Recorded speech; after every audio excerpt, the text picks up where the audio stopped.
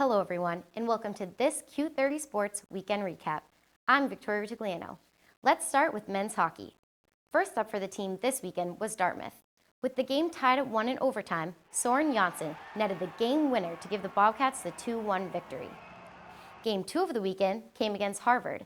The Bobcats found themselves behind early in this one after Harvard's Kyle Criscolo scored 16 seconds into the game. Travis St. Dennis would tie it up by the end of the first period, but 2 goals by Harvard in the second would push the Crimson to the 5-2 win over the Bobcats. The win leaves Harvard tied with Quinnipiac for first place in the ECAC. The number 4 ranked women's hockey team was on the road this weekend at Dartmouth and Harvard. The Bobcats' 3-game win streak came to an end Friday night with a 4-4 tie at Dartmouth.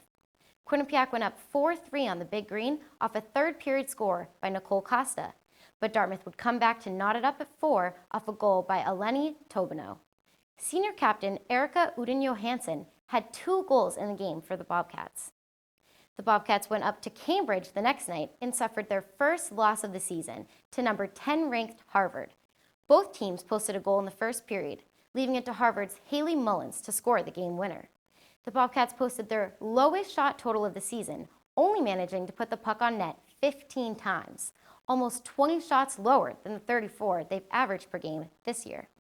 Switching over to the hardwood, both basketball teams began conference play this weekend.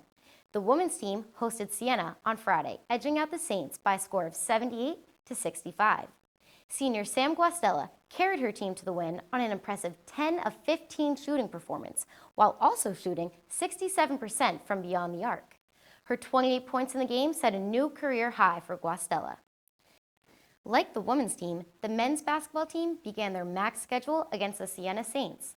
Unlike the women, the Bobcats fell to the Saints by a 21-point margin. Quinnipiac kept it close through the first half, after which the Saints led by just 2. But Siena came out in the second half and shot almost 60% from the field, finishing the game with 5 players scoring in double digits to grab the 88-67 win. Heading home following the loss to Siena, Quinnipiac took on Fairfield. The Bobcats fell to the Stags 56-52 in overtime. Bobcats were up 3 when Marcus Gilbert knocked down a 3-pointer with 2 seconds left to tie the game at 46 and send it to overtime. Gilbert had 11 points and 5 rebounds in the game.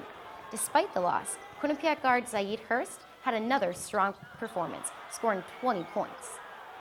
The women's rugby team went down to Florida to compete for the national championship.